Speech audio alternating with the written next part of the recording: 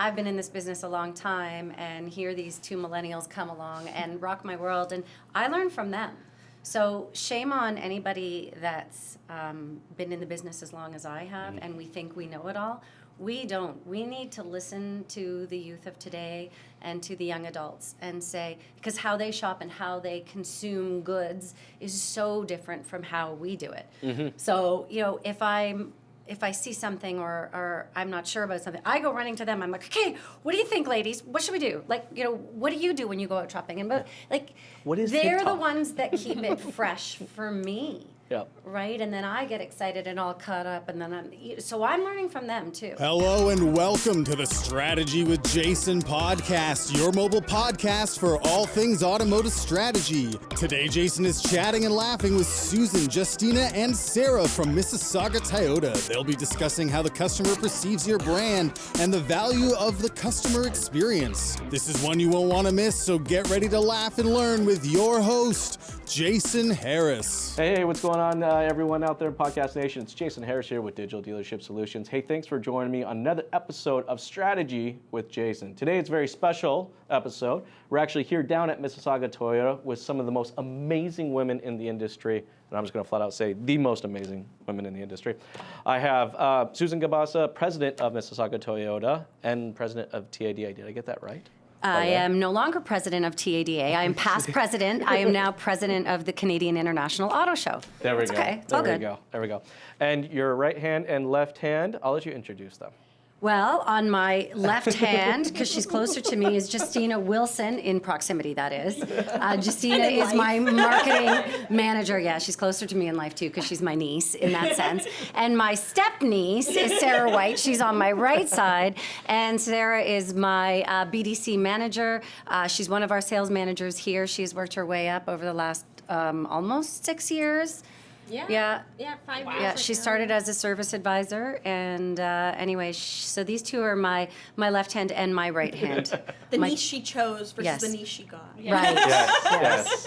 You can never choose blood, but you can choose the other ones. It is truly a family affair here. Now, I'm just going to have to put a warning and a disclaimer before we get into this podcast. There's going to be a tremendous amount of laughter and giggling throughout this entire episode, so if you're not into that, just go ahead and turn it off. I just want to take a moment. Just thanks so much for taking the time to jam with me. I really, really appreciate it.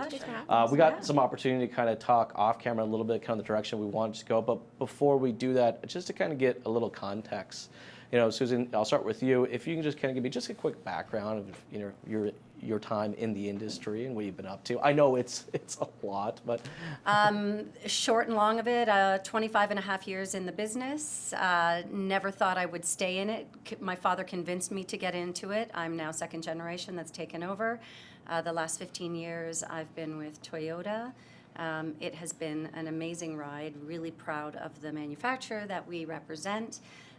Think it's a fabulous product. I've had the pleasure of working on the Advertising Association for Toyota, and then I got involved with the TADA, the Trillium Automobile Dealers Association, and became the first female president of the TADA in the 110-year history. And now I just became president last week of the Canadian International Auto Show. So that's a new adventure that I'm looking forward to over the next year. So 2020 sure it's going to be will the be best the show. auto show ever now. Yeah. We'll see. I'm going to work towards it. We'll see what happens. So Sarah, I'll go ahead and start with you.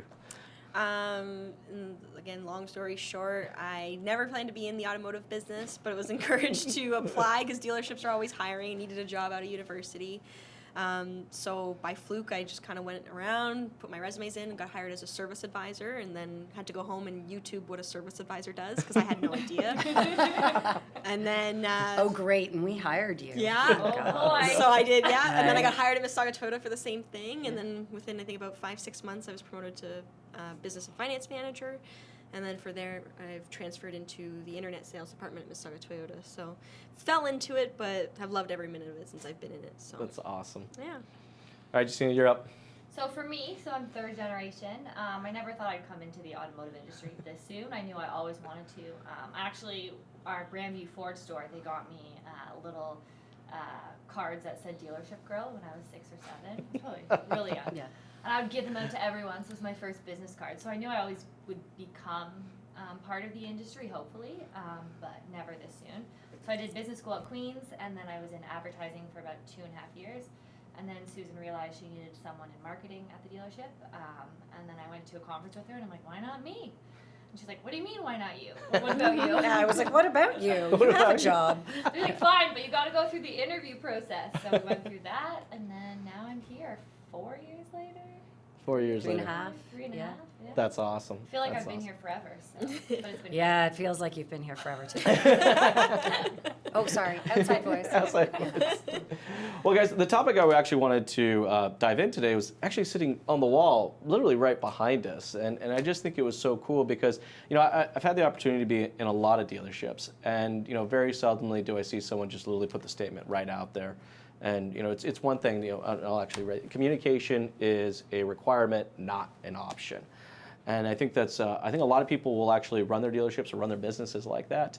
But I think it's one thing to say it, another thing to literally just put it out there where it's out and everyone can see it, and we're going to make a commitment to that. So actually, if you can give me a little background how this got up on the wall, that'd be perfect.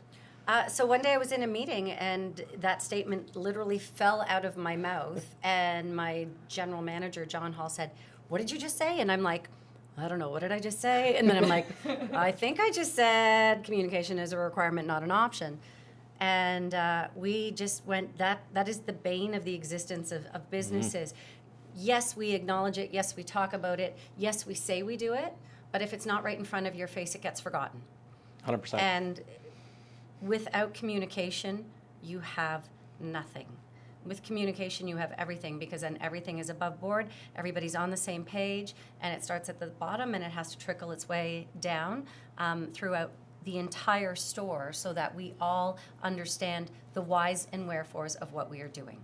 It's that simple. It's not just what we're communicating, it's why we're communicating what we're Yes, communicating. so important. Because if you don't communicate, if you don't explain why, people are always left to assume. And then they might assume something negative or something bad or the what ifs.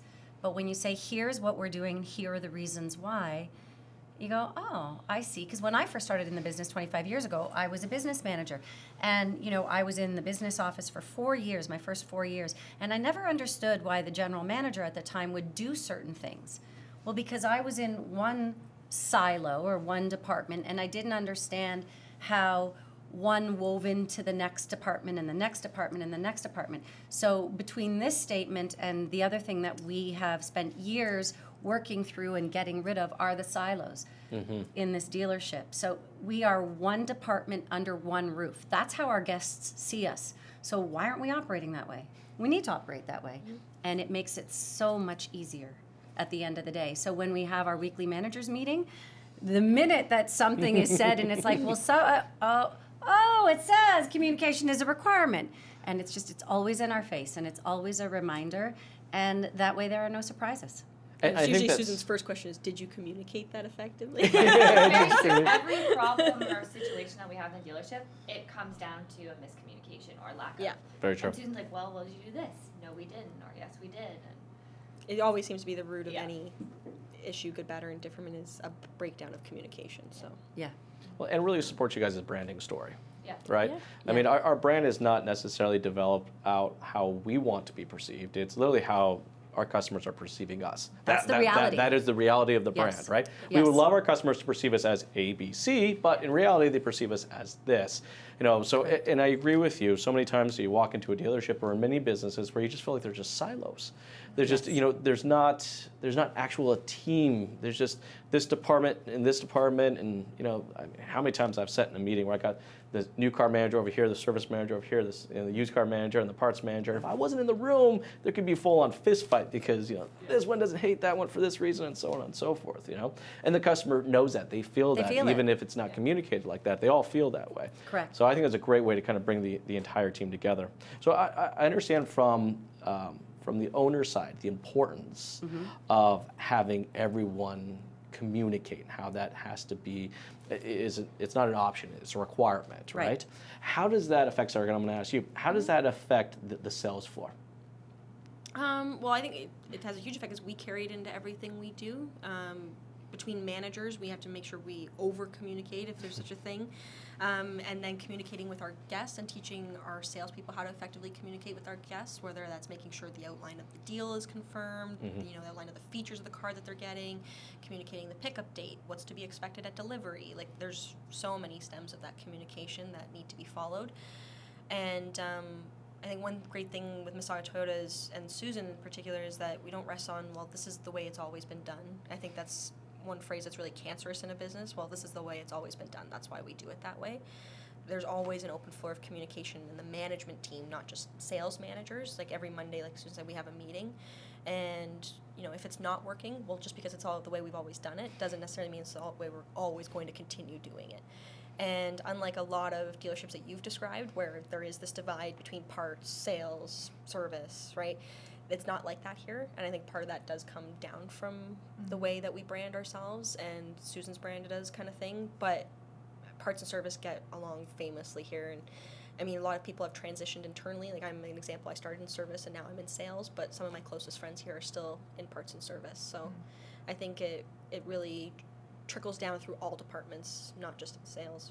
And the customer gets a real feel for that. For right? sure, yeah. I mean, there's definitely some. I mean, look, there's effort. There's a significant effort to make communication a requirement or an option, right? I mean, it's not something that you just do once. To your point, it's something you constantly have to do. And I agree. Probably over 90% of issues are probably due because of a breakdown in communications. Yep. Yes. Either internally or between us and the customer and us, and so on and so forth, right? Yes.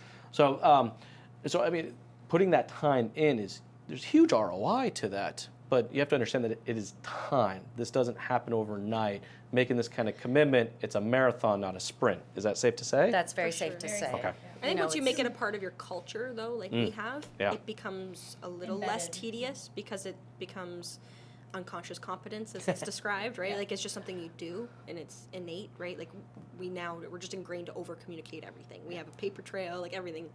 So I think once you've gotten to that level, it becomes a bit easier, but the training to get there takes a little bit, yeah.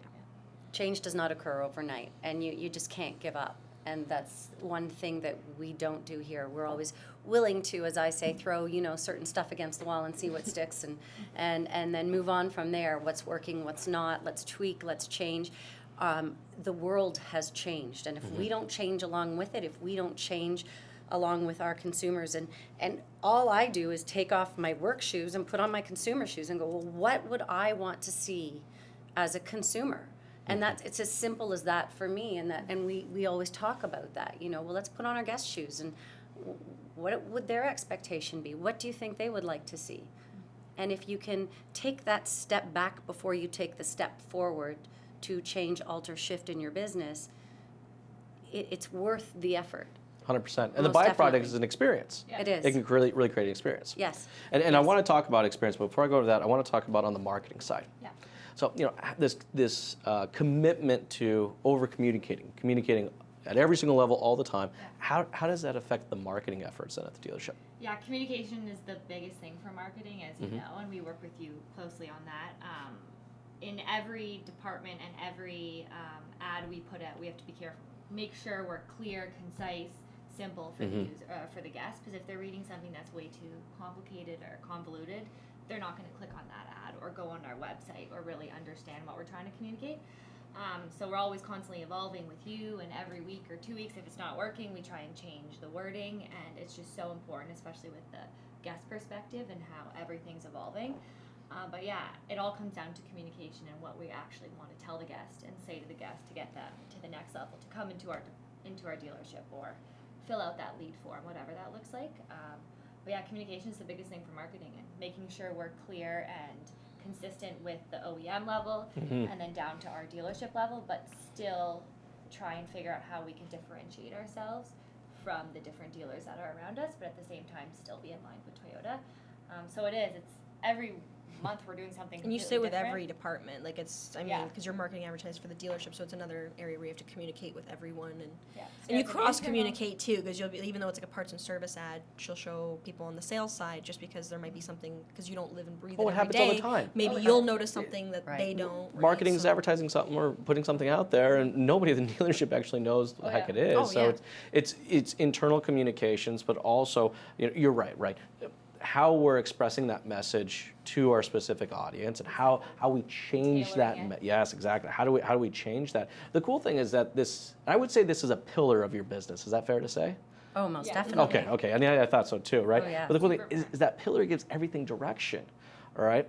The way that you own and operate the entire place, that gives it direction, right? The way that the sales floor is ran and how we're communicating to the customers, that gives it direction, and it gives the marketing direction. It's I push so many dealerships out there that they can start developing out their pillars, then give those pillars, let those pillars be directions on how we do things, how we market, how we sell cars, how we run our business. And that's where you see some big changes. And then of course the byproduct is that is a couple of things, right? You get internal culture, Right. and the cool thing is you get the customer experience.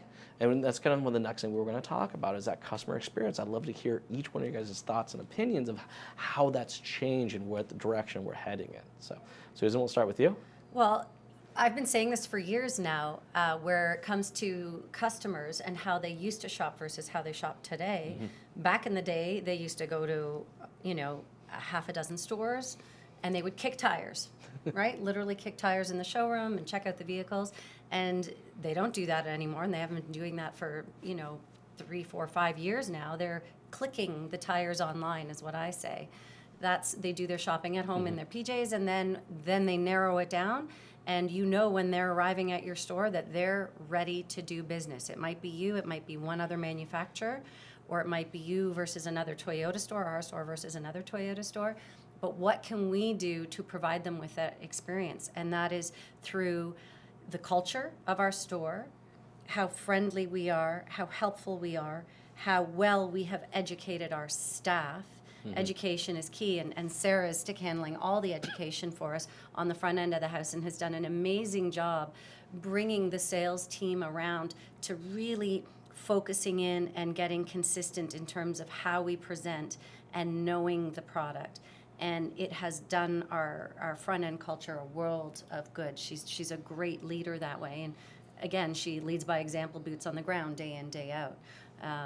She proved that starting, the business development center and getting the guests that don't know us coming in here, answering those leads and having those relationships, building those relationships. It's all about relationships nowadays.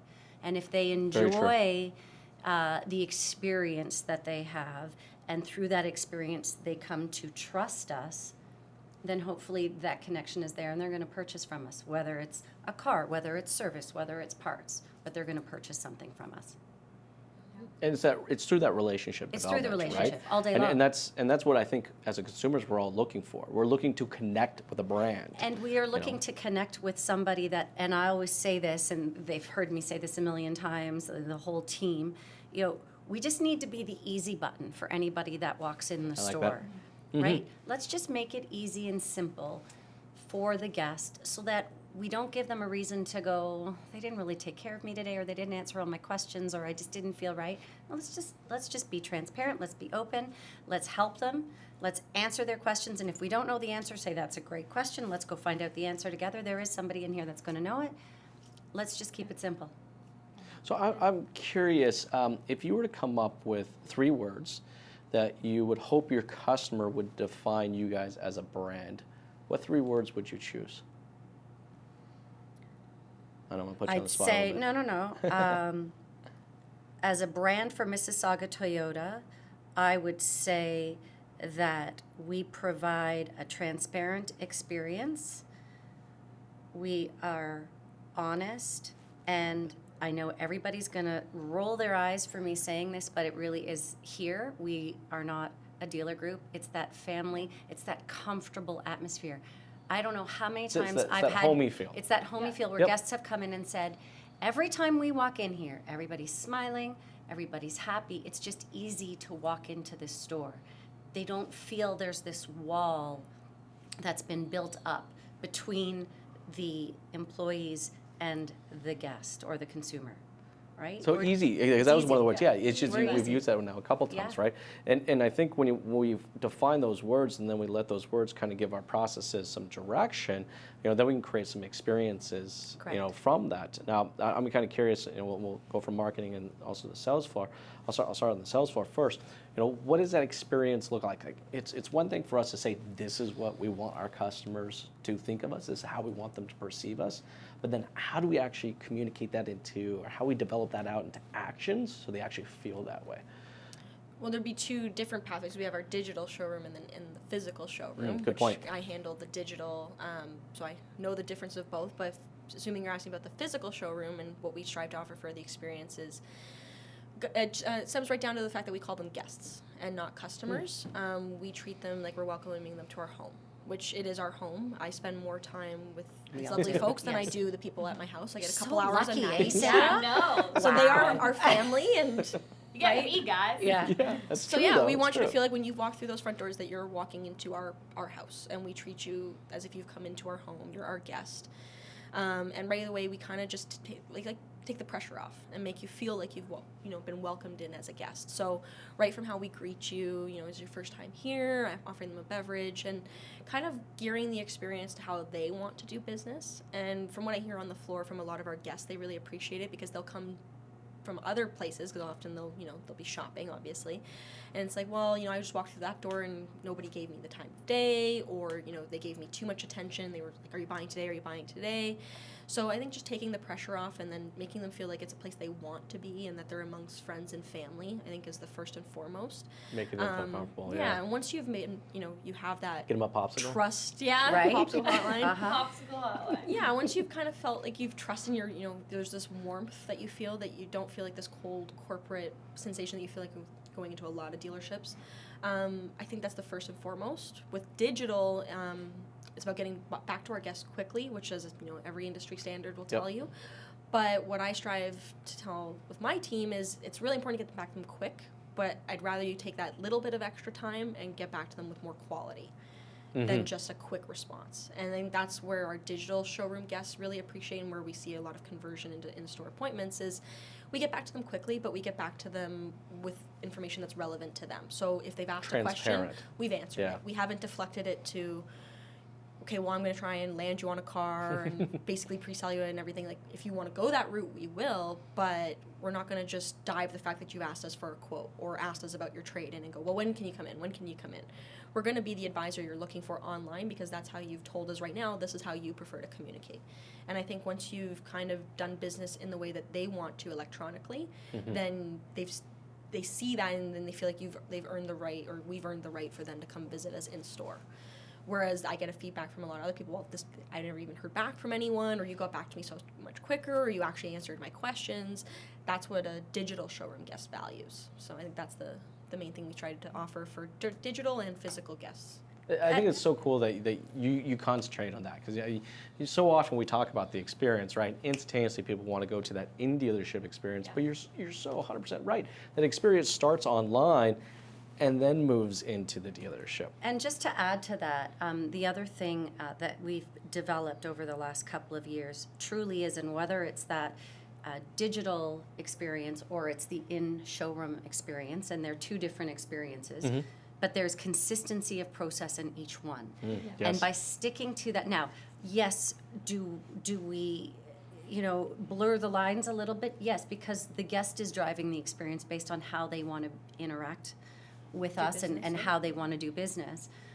So we have to be flexible that way. But the core process for each type, there is a process that you follow, and that consistency of presenting a certain way 100% of the time to 100% of the guests really works well also, and it adds to that. And because we've fallen down, Yes. and when we don't feel excuse me, I can't speak today.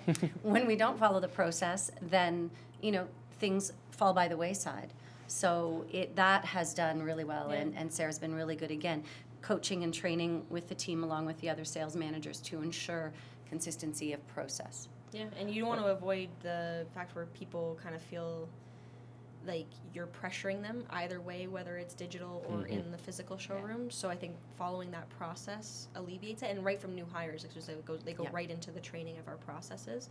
So it avoids the guests feeling like they've had a bad experience because there isn't some people going off the cuff and doing their own thing. They know.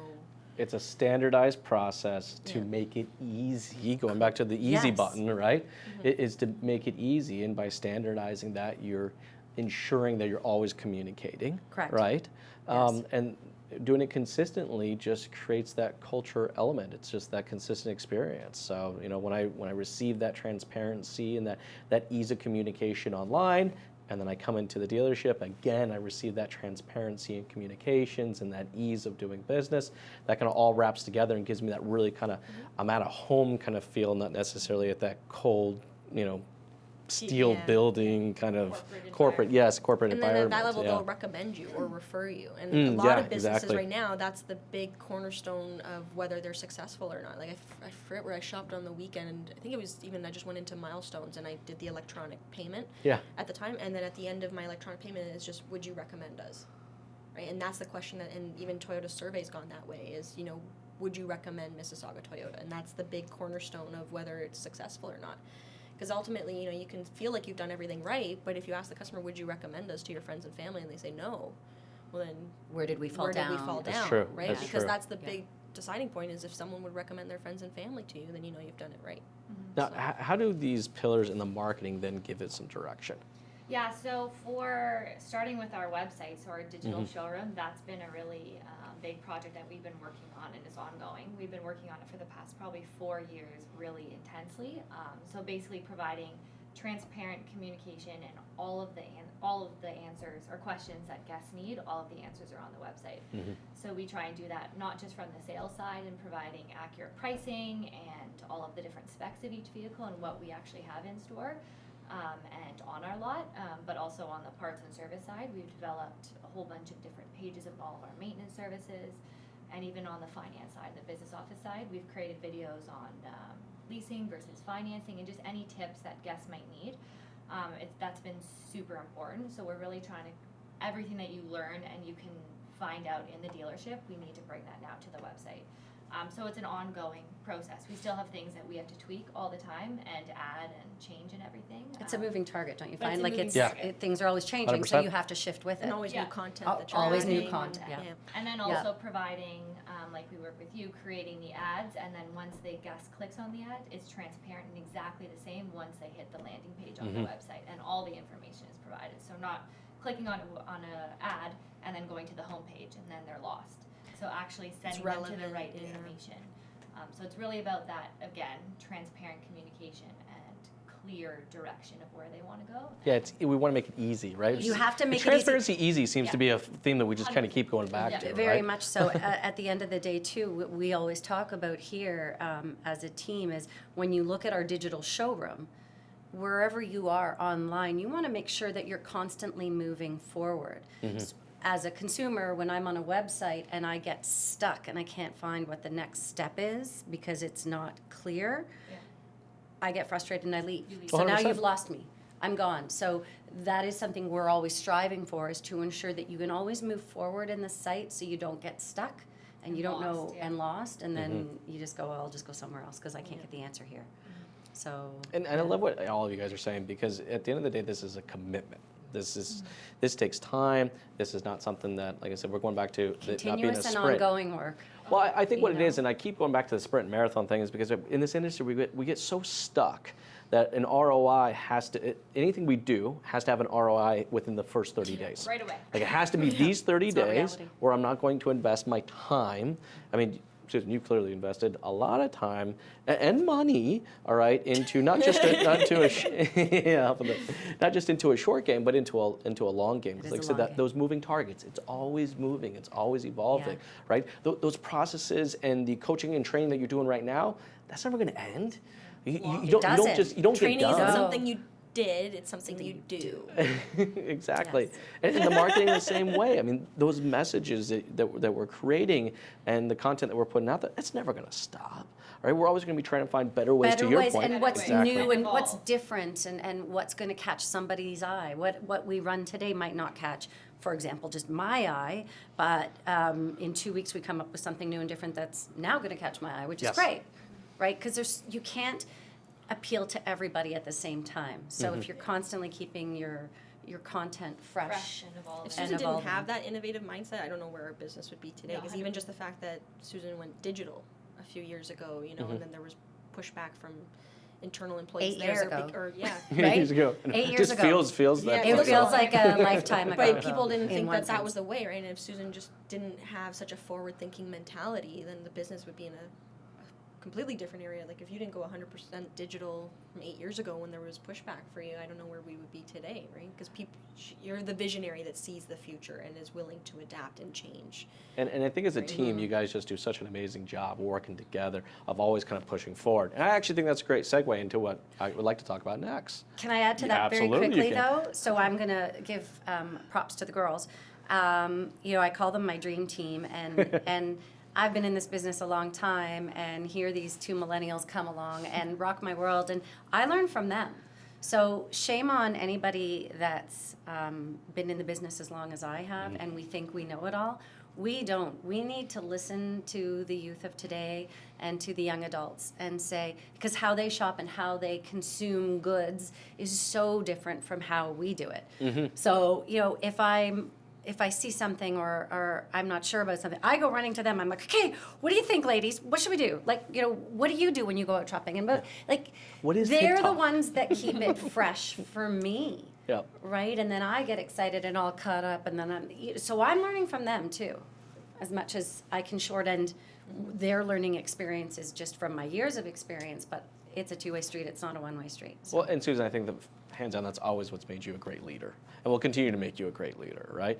Is that Hopefully, yeah. you know, your ability Thank you. to know what you know, Yeah, and then to know what you don't know. Correct. All right, and be able to, from an ego perspective, you know, there's a lot of egos in this industry, so I can say this, right? You know, to be able to say, you know what, I don't know enough about this, and you know, but I need to know, or at least prepare myself for it, and or where surround our business yourself is gonna with go. people that Yes, are different surround- from myself, and surround myself with really smart people. But that is, We're the it's smart people. you are the smart people. I'm just the hanger-oner. And at the end of the day, but I do say that all the time, Jason, and you know, my whole management team hears me say this probably at least once a week. I know what I know, and what I don't know, I'm going to ask. I'm not afraid to ask. See, But I'm- and we're also not the only millennials on Susan's management team, which No. is nice. And I think Yes. Susan does really well at not only attracting but retaining youthful, not just managers but staff in general, from that mindset. Because if millennials like ourselves are, you know, feel like that communication window is open and you know you are accepting and receiving to new ideas and suggestions, and maybe that there is a new or better way of doing things than what's always been done, then you're more likely to attract and retain that type of staff. Yeah. Whereas, and you see all these other, you know, dealerships where they attend seminars and conferences, and you know, it's like how to attract and retain millennial employees.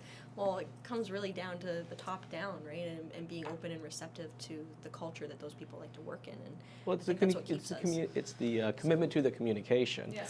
Correctly. And transparency, and the fact that you want to make this easy, not just for your customers, but also for your employees. You want to make it easy for them to stay here for 15 years. Of course you do, right? It's and again, one of the things that I've learned in this business is, you know, take care of your employees. They take care of the business. Because the business takes care of all of us. Without guests coming through this door and without guests purchasing whatever it is that they're purchasing, we have no job to come to each and every day. And my staff hears me say that every month. I always like, just remember, it's all about the guests because they pay for all of us to be here. You know, there's no pot of gold at the end of the rainbow where the money comes out of. No, No, I mean, wouldn't that be the easy button? But that's not reality. it'd be really Right. too easy. Yeah. Well, you know what, with that said though, I think I do kind of want to look into the future, and out of all the dealerships I've worked with, all the dealerships I've had the opportunity to be in and interview and to talk with, I do believe that you guys really are consistently always looking towards the future. So I'd like to hear from each one of you of what you kind of see coming down the pipes in the next few years. You know, from an experience perspective or from a dealership's operations perspective, or however, whatever's on your mind, I'd love to hear that. Susan, I'll go ahead and start with you. So, you know, there's so much chatter out in the industry about, oh my God, things are going to change overnight, and with the new types of vehicles coming into play and the autonomous. It's, yeah, that's going to exist. I don't even know if I'll still be alive once they're on the road. I don't know, True. right? You know, our core business is our core business. What's going to change over the next, I would say, 5 to 10 years is how people are going to be purchasing their products, whether it's through a ride share program or if they're going to outright purchase a vehicle on their own. But I think that the bricks and mortar and all this, it's still a necessary evil. Sure. I don't think you're going to see massive shift or change for at least 15 to 20 years. And, you know, where people are going to be buying online, well, people can already buy and purchase a vehicle online. Sure. That's not an issue. But when you spend this amount of money on a purchase, at the end of the day, they still want to touch and feel and experience the car. Like, I don't even buy a pair of pants without trying them on. I don't buy a pair of shoes without trying them on. Maybe I'm old school. Yeah, No. We but- still want that right? that in-store experience. I mean, look, I can Uber, you know, from a local steakhouse. Correct. But, you know, I also really enjoy going into the steakhouse. You know, Correct. so Right. it's the that- option's there. The option is there. That doesn't So necessarily mean I'm going there- to take it. There is going to be change, but I think the majority of people still want that experience, and I think experience is really going to be a part of what we do for at least the next 10 years. So would you say that that's where you're going to see your most amount of opportunity over the next 5-10 years is developing out what that experience is and what it looks like? Correct. We will continuously have to morph and change and listen to what our guests are telling us. And I think that's half the battle with some dealerships. They're not listening to what the guests are saying. Yes. It's always, this is the way it's always It's been. been, right? This is how And when we're you gonna get do it. stuck, then you're not going to grow forward. You know, people say too, oh, vehicles need less service, less maintenance, less this, less that. Well, when you look at the amount of vehicles on the road today and we're selling more and more vehicles each and every year, yeah, okay, the market's flattening out right now, but we're still selling a lot of vehicles. There's so much service and parts opportunity.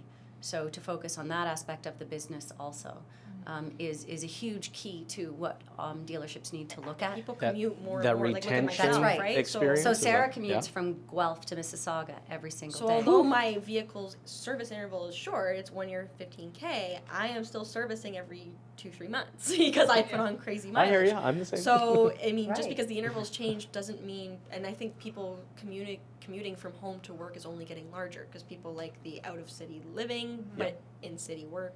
They have to So- go to where the jobs are. Exactly. Yes. So Right. I think more and more, I mean, it doesn't really necessarily have the big effect, especially on people with long commutes like myself. So. Is there Yeah. any particular part of the experience that you are focusing on that you would like to change over the next 3 to 5 years? We are looking to make some changes on the variable side of the house and on the sales side of the house. Okay. We're doing some beta testing right now. It's a bit challenging from the employee-employer perspective in terms of trying to figure out a great structure for that process. Yep. But it's going to make the guest experience that much better. Is this more of like a sales type experience Yes, or a it's retention experience? It's a sales type experience. Cool.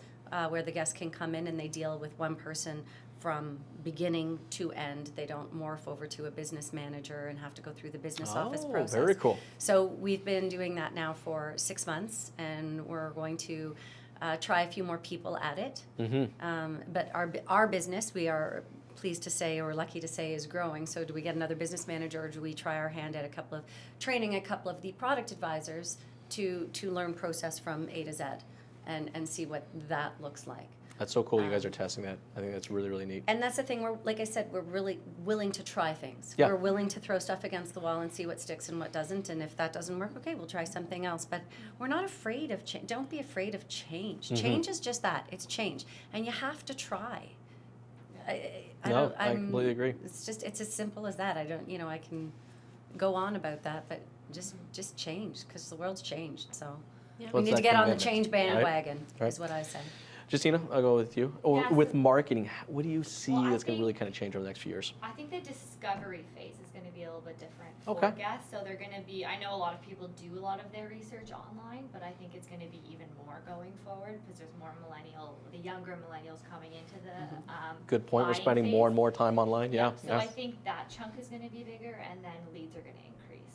So Mm-hmm. we're still going to sell and finalize, I think, the deal in store most of the time. Most people, like, I would never buy a car online, 100%. Like, I need to feel, touch, everything. Bums and seats, as Susan said, is the most important thing. But I think the discovery and that research at the beginning will be even more. So once they actually come into the dealership, they're going to be even more educated than they are now, even though it's scary how educated they are now. Half the time they know more about a specific vehicle than some of our product advisors do, if it's an off-brand or something.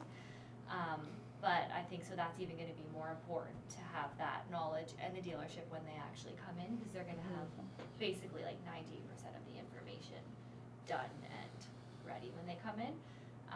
So I think really providing that education online, making sure you have all the information, maybe putting a shopping cart option on your website if anything coming down the road. Right now, I don't think our guests in our We've talked about it. They're not ready for it. Yeah.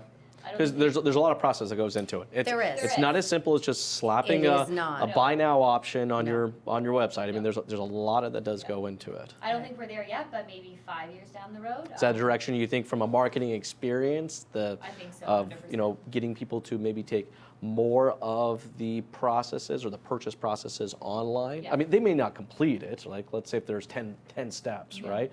But getting them to take maybe a few more of those Yeah. steps. And then coming in knowing more of the payments and the pricing options and everything. So I think what visually where I kind of see is Sarah building more of a BDC department even more, like having 4 or 5 people rather than just a few answering the leads. It's more digital communication, I like think, maybe yeah, handling more of those digital communications in-house. I don't think it'll be within the next 5-10 years for like that, like what she was saying before, for sure, for the other items. But I think, yeah, maybe within the next 10, 15, Leads will 20, definitely you might see dealerships go more the route of having actually more staff being in BDC type positions and actually on physical showroom staff. Because just the way that it happens, there's no up bus that comes to the dealership and drops off 20 customers looking to buy a car, right? Shoot. All Those online people now. that come here are from the work that we do online.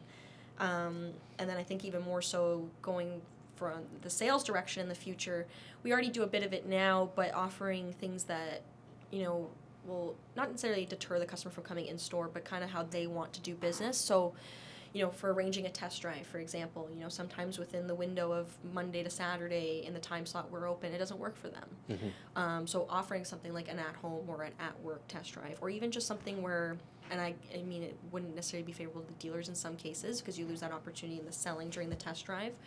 But the way that the guests demand the experience, like it might even just go to after-hours test drives where you can, in a digital key box that's available to the consumer on the outside, they can come in, sign out a vehicle, test drive it, at their own time, return it back.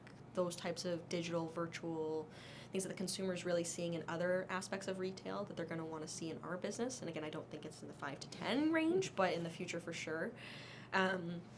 And buying their car online, I've sold cars to people online to the point where they just come and purchase, like they come to pick up the car. Just sign the paperwork and pick it up. A lot of people's busy lifestyle, especially if they've bought, and I get it, like technology changes and all the things that you want to drive them back into the test drive for, but if I've always bought RAVs and I just want to, and I'm really 100%. busy, I just want to come pick up my car. So kind of lending it to those people and how they want to do business. I think dealerships, that's where they're going to have to lend themselves and bend their processes to how guests want to do want to experience the purchase of a car versus how we want to gear the process and how, we've kind of got it down to a science. We're going to have to open it back up to how they want to.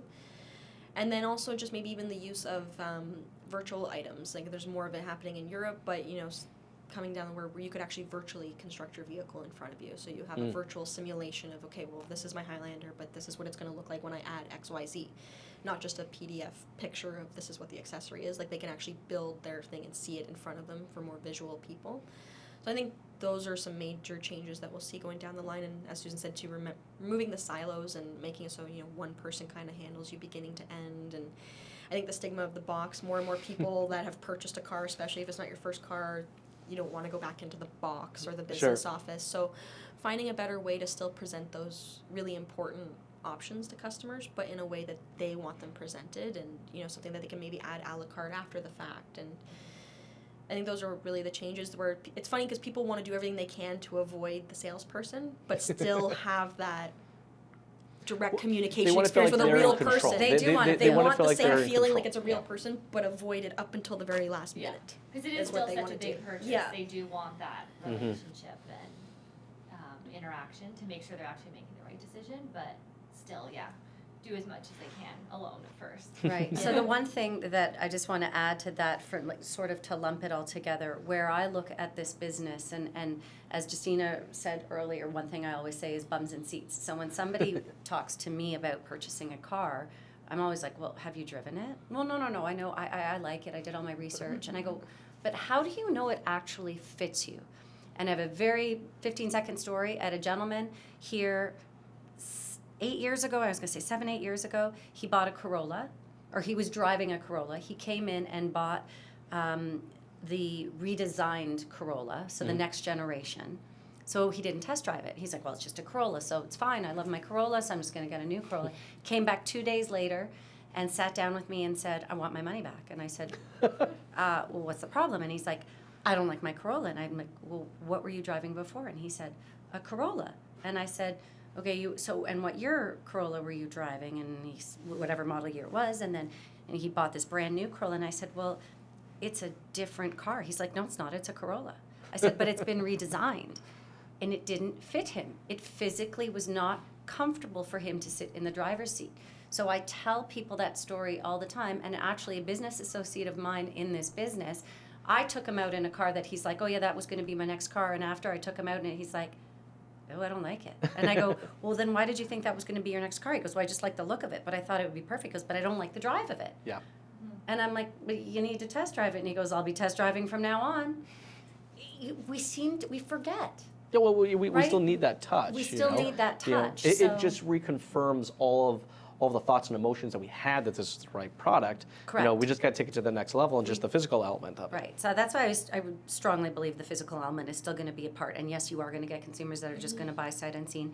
I think virtual It's reality like they definitely. fear being sold, right? Like, Yeah. well, if you get me into Yes. if you get Well, me they into the have- test drive, I'm going to be sold, right? They Well, fear are the there- experience. That's what it is. I say, is Right? it a fear of being sold, or is it more afraid that this They experience think is it's not just my going experience, to I'm going to be get forced into someone else's? overwhelming. Right. I'm in your face. It's The that. negative the- It's the Yeah. same reaction you the get when you're in a stereotype. retail store shopping for clothes. You've just Yeah. walked in, someone approaches, can I help you? No, like I've barely been in the Let store. me take Leave a me breath. alone.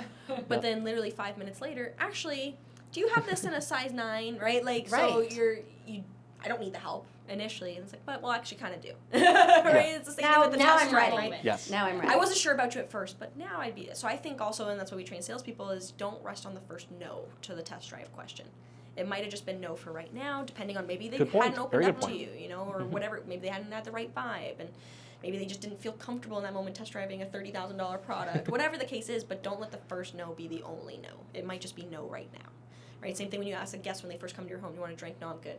Well, half an hour later, actually, I'll take you up on that glass of water, right? It can change. Wine. What are you talking about? No. Vodka. Try to be responsible. Right. Yeah. We do sell cars. We Okay, can't it's- promote. Well, We're staying at home. Don't is- drink and drive. Don't drink and drive. people. this is the funnest group in the automotive industry to talk about, too.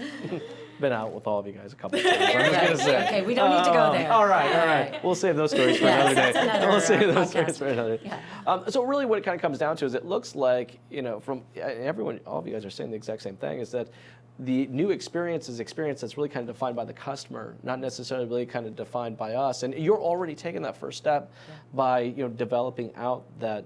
What do you call them? It's just a single person that just handles everything.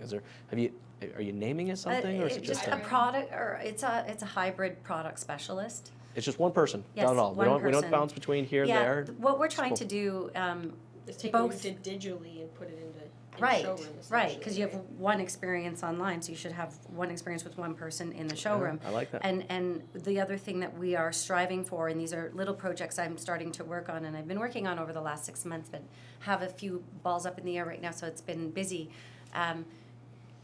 Again, my management team knows this. It's how do we remove the turnstiles in our business to give the guest a seamless like that. experience from start to finish, without that slowdown of getting up from the desk and walking away for 5 minutes and then coming back and sitting back down in front of the guest. Why does there need to be that break, even in service? Those highs, That's- those lows, right, yeah. We need to smooth that out a bit. So these are the things that we will be working on here internally over the next year or two, because again, it's going to take time to figure out what works and what 100%. doesn't, to try and eliminate as many of those turnstiles as we possibly can. we fell into it digitally just because of how I happened to go in the business, right? Because I went from business and finance office into the internet sales department. And so I had the F&I experience. So when I got permission from Susan, I said, rather than just taking them to an in-store appointment, if I can I sell them a car? And then she goes, yeah. So then I would sell them a Why car. is it disconnect? Yeah, I love it. And then from selling Right. them a car, turn them over. So I was the one-stop shop online. And so we're like, well, why can't we just take this to an in-store experience? Because the person online really likes it. They don't They have to loved be it. introduced to a new person, right? Yeah. So not too many people in internet sales go that kind of route where they have an F&I first. So we had to figure out a way to take someone who doesn't have F&I experience, train them on that, and be the one-stop shop. But Well, I have to say, your guys' commitment to both the online experience, the user experience, the in-dealership experience, the marketing experience, I got to applaud you guys. I mean, it really is. It's truly, and I've been looking forward to doing this podcast with you guys because, like I said, I've been in so many dealerships, across the country, both in the U.S. and in Canada, and it's so cool to see what you guys are doing here and the commitment you're making and just always running that marathon and just continuing to push forward. Thank you guys so much for taking the time to jam with me today. I Thanks, really Jason. appreciate thanks it. for having us. Yeah, it's great. Thanks. All right.